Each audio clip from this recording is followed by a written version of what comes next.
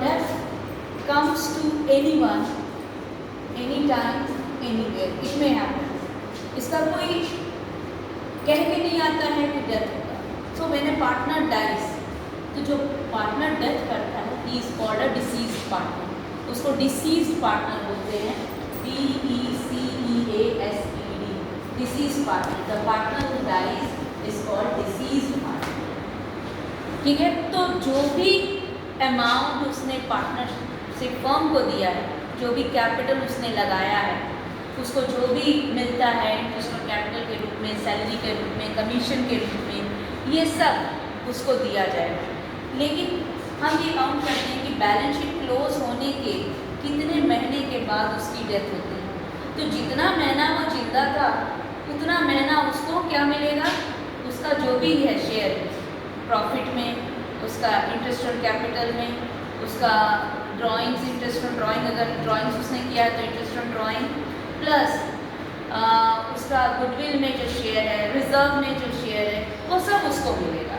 तो death of A partner में हम डिसीज्ड पार्टनर का कैपिटल अकाउंट बनाते हैं. वी प्रिपेयर डिसीज्ड पार्टनर्स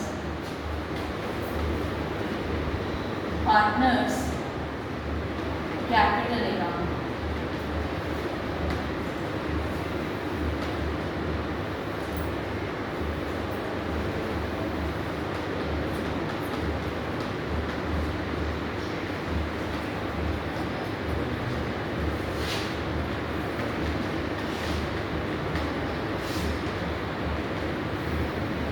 अब ध्यान देने वाली बात क्या है कि जब डिसीज पार्टनर का कैपिटल अकाउंट बना रहे हैं तो क्रेडिट साइड उसका कैपिटल इंक्रीज होगा, डेबिट साइड उसका कैपिटल डिक्रीज होगा. वैसे भी कैपिटल का रूल क्या है, increase in capital is credited, decrease in capital is debited. तो उसका कैपिटल कैसे इंक्रीज होगा? पहला कि जब ये पार्टनर डेथ कर गया है, जो भी कैपिटल इसको दिया गया, जो भी कैपिटल इसने फर्म को दिया है, ठीक है, वो कैपिटल इसके क्रेडिट साइड में लिखेंगे बाय बैलेंस ईटी. ठीक है. Plus by interest on capital इसको मिलेगा, बाय सैलरी मिलेगा अगर पार्टनरशिप डीड कह रहा है तो. ठीक है. इंटरेस्ट ऑन कैपिटल मिलेगा अगर पार्टनरशिप डीड कह रहा है तो. बाय इसका हो जाएगा शेयर ऑफ गुडविल, तो यहाँ पे आ जाएगा आपका gain in partners capital account. इसको इसका शेयर ऑफ गुडविल मिल जाएगा क्योंकि गुडविल बनाने में, अर्न करने में इसका भी योगदान रहा है. उसके बाद हम क्या, by profit and loss suspense account. ठीक है. इसका शेयर ऑफ प्रॉफिट, चूंकि प्रॉफिट साल का पता नहीं चला है क्योंकि बीच में उसकी डेथ हो गई है, तो इसीलिए इसका प्रॉफिट में शेयर कितना होगा वो हम उसके कैपिटल अकाउंट में क्रेडिट करेंगे by profit loss suspense account. 2 इधर हो जाएगा ड्राइंग्स अकाउंट. उसने अगर कोई अमाउंट विड्रॉ किया है पर्सनल यूज के लिए, एंड इस ड्राइंग उसका जो भी इंटरेस्ट ऑन ड्राइंग चार्ज किया गया है, इंटरेस्ट ऑन ड्राइंग्स अकाउंट, उससे इसके कैपिटल को, डिसीज पार्टनर के कैपिटल को डेबिट करेंगे. 2 profit and loss account, profit and loss suspense account for share of loss के लिए. एंड उसके बाद अब यहाँ पे रिजर्व में भी इसको शेयर मिलेगा बाय रिजर्व अकाउंट. ठीक है. अब जब हम इसके अकाउंट को बैलेंस करेंगे, ठीक है, तो अगर क्रेडिट जाता है डेबिट से, तो जो भी अमाउंट होगा उसके डिसीज पार्टनर के एग्जीक्यूटर अकाउंट में हम ट्रांसफर कर देंगे. Disease partners executor account, executors account. ठीक है. ये डिसीज पार्टनर का कैपिटल का. अब इसमें आपको ध्यान देने वाली बात क्या है कि किसमें उसको पूरा शेयर मिलेगा, जिसमें हमको पीरियड देकर फिगर करना पड़ता है, जैसे रिजर्व. ठीक है. अनडिस्ट्रीब्यूटेड प्रॉफिट्स, रिजर्व्स या लॉसेस में डिसीज पार्टनर का जो भी शेयर बनता है वो हम पूरा का पूरा उसको दे देंगे. जैसे मान लीजिए कि जनरल रिजर्व बैलेंस शीट था 5,000 रुपया। एंड डिसीज पार्टनर का शेयर था 1/5। मान लीजिए डिसीज पार्टनर का शेयर ऑफ प्रॉफिट है 1/5, तो उसका जनरल रिजर्व में कितना हिस्सा होगा? 5,000 का 1/5, 1,000 रुपया, 1,000 रुपया हम उसको दे देंगे। यहाँ पीरियड को कंसिडर नहीं किए। उसके बाद सैलरी, मान लीजिए कि पार्टनरशिप डीड कह रहा था कि partnership D given salary 2,000 per month, ठीक है, और बैलेंस शीट क्लोज होने के 3 महीने बाद आफ्टर 3 मंथ उसका डेथ हो गया, तो 3 महीने का ही सैलरी उसको देंगे ना, तो कितना है? 2,000 पर मंथ इंटू 3, ये हो गया 6,000। हम उसको सैलरी दे देंगे 6,000, ठीक है। उसके बाद इंटरेस्ट ऑन कैपिटल की बात आती है। तो मान लीजिए कि डिसीज पार्टनर का कैपिटल था से सपोज 80,000 रुपया, 80,000, ठीक है।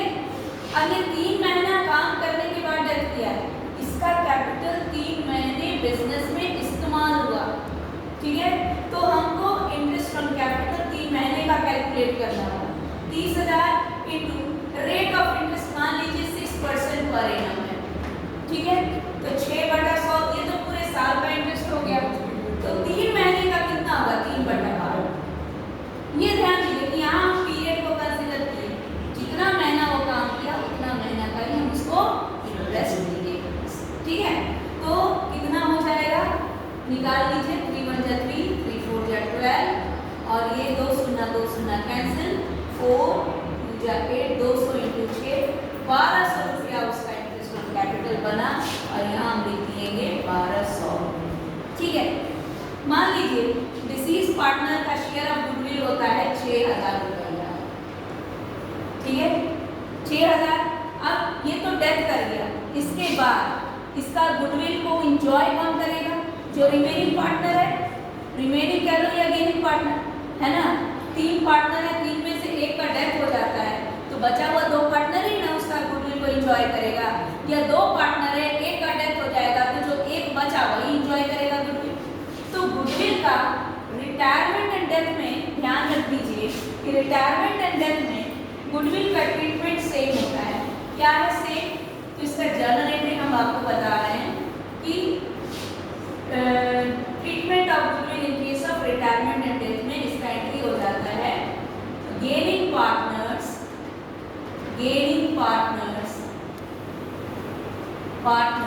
Capital account in case of fluctuating capital और current account in case of fixed capital debited to deceased partner और रिटायरिंग पार्टनर्स कैपिटल और करेंट अकाउंट, ठीक है। तो यहाँ पे जब हम उसका गुडविल निकालेंगे तो किस रेशियो में डिवाइड करेंगे? गेनिंग पार्टनर जो गेन कर रहा है वो गेनिंग रेशियो में ही डिवाइड होगा। तो सपोज कीजिए कि इसका जो शेयर ऑफ गुडविल है 6,000 रुपया है, ठीक है, और गेनिंग पार्टनर जो है जैसे मान लीजिए 2:2:1, 3 पार्टनर है, एक है x, एक है y, एक है z, और z डेथ कर गया, जो कि हम एग्जांपल में लिए डिसीज पार्टनर कैपिटल अकाउंट मान लीजिए ये z है, ठीक है, और कुछ नहीं दिया है कि x एंड y किस रेशियो में प्रॉफिट शेयर करेगा। तो जब इंफॉर्मेशन साइलेंट है कि किस रेशियो में शेयर करेगा, तो उस दशा में x एंड y अपने ओल्ड रेशियो में ही प्रॉफिट, तो इनका जो न्यू रेशियो होगा दैट विल बी 2:2 और 1:1, एंड गेनिंग रेशियो भी कितना होगा? Gaining ratio also will be 1:1, ठीक है। अब ये जो 6,000 है ये प्रॉफिट बढ़ जाएगा, इसका जर्नल एंट्री हम क्या पास करेंगे? x capital account debited, y capital account debited to z capital account, ठीक है। 3,000 और ये 6,000 रुपये इसको मिल गया, और इसके अकाउंट में हम यहाँ लिखे बाय गेनिंग पार्टनर, तो यहाँ कैसे लिखेंगे? By x capital account, by y capital account, और यहाँ पे हम 6,000 रुपया लिखेंगे। समझ में आ गया? उसके बाद हम आते हैं प्रॉफिट शेयर। ठीक है, share of profit. Share of profit निकालने का दो मेथड है। There are two methods of calculating the share of profit of deceased partner. Deceased partner का शेयर ऑफ प्रॉफिट कैलकुलेट करने का, ठीक है, दो मेथड है। एक है आपका टाइम बेसिस, ठीक है, और दूसरा है सेल्स बेसिस। एग्जाम में दोनों में से कोई एक मेथड दे सकते हैं, कोई एक ही मेथड हम अप्लाई कर सकते हैं। टाइम बेसिस में क्या होता है कि प्रीवियस ईयर का, क्योंकि हमारा करंट ईयर तो अभी चल ही रहा है, इसी बीच में डेथ हो गया तो प्रॉफिट तो संभव नहीं है निकाल पाना, इसलिए हम प्रीवियस ईयर का या प्रीवियस 3 ईयर के प्रॉफिट का एवरेज निकालते हैं एंड वो मेरा आधार बनता है डिसीज पार्टनर का शेयर ऑफ प्रॉफिट निकालने का। तो टाइम बेसिस में मान के चलिए कि लास्ट ईयर प्रॉफिट हम लिए, मान लीजिए लास्ट ईयर प्रॉफिट लिए, ठीक है, तो लास्ट ईयर प्रॉफिट सपोज कीजिए ये था आपका 20,000 रुपया, ठीक है। अब इस 20,000 को क्या करेंगे, 3 महीने के बाद डेथ किया तो 20,000 ये साल भर का प्रॉफिट है, इसको 3 महीने का प्रॉफिट में चेंज कर दीजिए 3/12। इस 3 महीने के प्रॉफिट में जो डिसीज पार्टनर है उसका शेयर कितना है, 1% निकल जाएगा। ये हो गया टाइम बेसिस, ठीक है। उसके बाद आते हैं सेल्स बेसिस। सेल्स बेसिस में हमको प्रीवियस ईयर का सेल्स दिया रहेगा, ठीक है, ये गिवन रहेगा एंड प्रीवियस ईयर का हमको प्रॉफिट दिया रहेगा, this will also be given. आपको क्या करना है, प्रॉफिट परसेंटेज निकालना है, प्रॉफिट परसेंटेज। तो एंट्री क्या हो जाएगा, प्रॉफिट बाय सेल्स इनटू 100, ये निकल जाएगा मेरा प्रॉफिट परसेंट। अब आपको करंट ईयर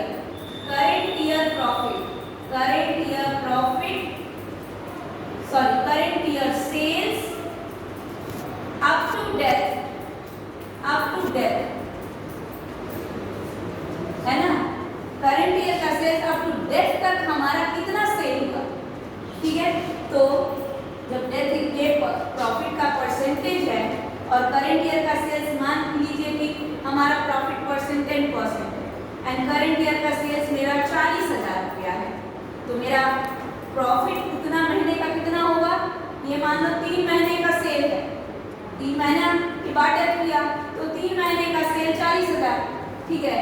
तो उसके ऊपर हम प्रॉफिट परसेंटेज अप्लाई करेंगे तो मेरा 3 महीने का प्रॉफिट निकल गया 4,000। अब इस 4,000 प्रॉफिट में उसका शेयर कितना है, 1/5, तो कितना हो जाएगा 5 × 40, 800 रुपया। ये P&L सस्पेंस अकाउंट में हम यहाँ 800 दिखा देंगे, या टाइम बेसिस को फॉलो किए तो उसके आधार पर जो उसका शेयर ऑफ प्रॉफिट होगा। इसके बाद ये भी हो सकता है कि डिसीज पार्टनर का एग्जीक्यूटर तंग करे कि नहीं आपने एसेट्स को कम दिखाया है, लायबिलिटीज को ज़्यादा दिखाया है, तो उस केस में हमको हो सकता है एसेट्स एंड लायबिलिटीज को रीवैल्यू करना पड़े या रीअसेस करना पड़े, तो रिवैल्यूएशन प्रॉफिट हम निकालते हैं। और जो रिवैल्यूएशन प्रॉफिट, रिवैल्यूएशन अकाउंट बनाएंगे, या तो रिवैल्यूएशन प्रॉफिट आएगा या फिर लॉस आएगा। तो ये जो प्रॉफिट होगा, रिवैल्यूएशन प्रॉफिट या रिवैल्यूएशन लॉस, ये सभी पार्टनर में, डिसीज पार्टनर में भी बटेगा ओल्ड रेशियो में। तो अगर आपका प्रॉफिट होगा तो यहाँ पे आ जाएगा by revaluation account, revaluation account, और अगर लॉस आएगा तो यहाँ पे आ जाएगा टू रिवैल्यूएशन अकाउंट, ठीक है। अब आइए ड्रॉइंग्स, ये तो था क्रेडिट साइड का। अब है डेबिट साइड में, अगर डिसीज पार्टनर ने कोई पर्सनल यूज के लिए पैसे विड्रॉ किए हैं तो ड्रॉइंग्स हो जाएगा डेबिट, उसका क्या कैपिटल डिक्रीज कर जाएगा इससे। अब इस ड्राइंग के ऊपर अगर पार्टनरशिप डील कहता है कि इंटरेस्ट ऑन ड्राइंग चार्ज करना है, तो जितना महीना वो अपने पर्सनल काम में उस पैसे को लाया उतना ही महीने का इंटरेस्ट ऑन ड्राइंग चार्ज करेंगे। तो इंटरेस्ट ऑन ड्राइंग का चार्ज करने का फॉर्मूला क्या होगा, interest on drawing is equal to drawings, ठीक है। अगर दे दिया है कि पर मंथ कर रहा है तो 3 महीना जिंदा था तो पर मंथ का अमाउंट विड्रॉन इनटू 3, तो आपका drawings of 3 months into rate of interest मान लीजिए 5% है, तो 5/100 इनटू 3/12 निकल गया। इंटरेस्ट ड्रॉइंग यहाँ देखिए, ठीक है। अगर मान लीजिए लॉस हुआ तो लॉस में, ठीक है, प्रॉफिट ना होके लॉस हुआ तो लॉस में उसका जो हिस्सा होगा वो निकालेंगे। जैसे प्रॉफिट में हिस्सा निकाले थे सेम वही तरीका से लॉस में निकालेंगे। एंड उसके बाद हम क्या करेंगे, डिसीज पार्टनर्स के कैपिटल को हम बैलेंस करेंगे, ठीक है। बैलेंस करेंगे, अगर क्रेडिट साइड ज़्यादा होगा डेबिट साइड से, तो जो भी पैसा निकलेगा डिसीज पार्टनर के एग्जीक्यूटर को दे दिया जाएगा, यानी उसकी रिप्रेजेंटेटिव को या उसके नॉमिनी को दे दिया जाएगा, क्योंकि मरने के बाद उसके नॉमिनी को ही उसका सारा संपत्ति मिलता है, तो पैसा दे दिया जाएगा। ये है आपका एक बहुत ही शॉर्ट में डिसीज पार्टनर के ऊपर एक छोटा सा कॉन्सेप्ट हो गया। अब इसको ध्यान में रख के आपको इसको क्वेश्चन पुट करना है, इसका शेयर ऑफ प्रॉफिट निकालना सीखना है, और इसका ट्रीटमेंट ऑफ गुडविल सीखना है, उसके बाद ड्राइंग्स ये करना है, एंड उसके बाद ज़्यादा से ज़्यादा आपको 2-3 एडजस्टमेंट्स देगा डेथ ऑफ ए पार्टनर में। एक तो शेयर ऑफ प्रॉफिट जरूर देगा, दूसरा चाहे वो टाइम बेसिस दे दे चाहे वो सेल्स बेसिस दे दे, फिर उसका ट्रीटमेंट ऑफ गुडविल ये जरूर देगा। एंड उसके बाद आपको बोलेगा डिसीज पार्टनर का एग्जीक्यूटर अकाउंट बनाने के लिए। तो जब तक हम पेमेंट नहीं कर देते डिसीज पार्टनर के एग्जीक्यूटर को, it will appear as a loan in the company's balance sheet, ठीक है। जब पेमेंट आप कर देंगे तो इट विल नॉट, ठीक है। अब डिसीज पार्टनर कैपिटल के बाद हम बनाते हैं डिसीज पार्टनर का एग्जीक्यूटर अकाउंट। तो डिसीज पार्टनर का एग्जीक्यूटर अकाउंट कैसे बनेगा,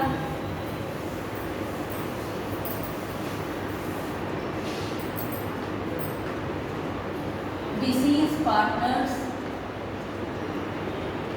एग्जीक्यूटर्स अकाउंट।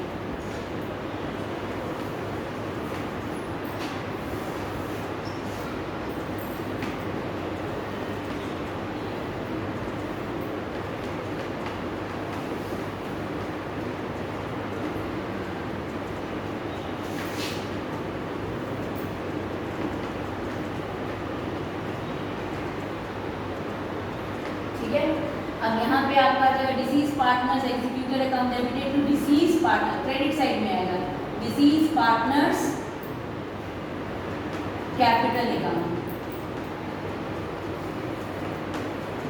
जब आपने डिसीज पार्टनर्स कैपिटल अकाउंट बनाया था तो आपने क्या किया था, डेबिट साइड में to deceased partner executor account, तो to deceased partner executor account में ट्रांसफर किया था, तो टू का मतलब हुआ क्रेडिट, तो क्रेडिट साइड में आप क्या लिखोगे, by deceased partners capital account. And अगर हम इमीडिएटली पेमेंट कर देंगे तो to cash account, cash account या बैंक अकाउंट। अगर एग्जीक्यूटर को पैसा पूरा दे दिए डिसीज पार्टनर का, जो भी पैसा निकलता वो दे दिए, तो to cash and bank account हमारा अकाउंट क्लोज हो गया, समझ गए। और अगर पार्ट पेमेंट करता है, जैसे मान लीजिए कि डिसीज पार्टनर एग्जीक्यूटर हमको देना था 70,000 रुपया डिसीज पार्टनर के एग्जीक्यूटर को, लेकिन हमने उसमें उनको बस दिया 10,000 रुपया, बाकी हमने क्या किया, to deceased partner executors loan account, executors loan account में डाल देंगे 60,000 रुपया।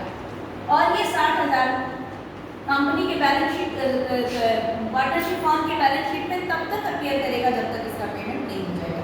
एट द सेम टाइम अगर इंटरेस्ट ऑन लोन कुछ नहीं दिया है डीडी में, तो at least interest on loan will be given at the rate 6% per annum के रेट से, ठीक है। इस तरह से कभी कभी क्वेश्चन में दे देता है कि डिसीज पार्टनर्स के एग्जीक्यूटर का लोन अकाउंट ओपन कीजिए, assuming that the loan is payable in 3 equal annual instalment. तो उतना लंबा क्वेश्चन नहीं आता है, सिंपली आपको 4 नंबर का बोर्ड में वो इंटरनल एग्जाम में 4 से 6 नंबर का क्वेश्चन आएगा। 4 नंबर में भी 4 नंबर का ही क्वेश्चन आता है, 1-2 एडजस्टमेंट्स रहेगा, एक गुडविल का ट्रीटमेंट करेगा, दूसरा प्रॉफिट का ट्रीटमेंट करेगा, बस इतना ही रहेगा। और उसके बाद आपको बोल देगा एग्जीक्यूटर का, डिसीज पार्टनर का जो भी पैसा निकल रहा है उसके एग्जीक्यूटर अकाउंट में डाल दीजिए एंड एक एग्जीक्यूटर का अकाउंट बना दीजिए, ठीक है। तो यहाँ पे हम बैलेंस किए, आपको 2 सिचुएशन बताएं कि जब हम फुल पेमेंट कर दिए और जब हम पार्ट पेमेंट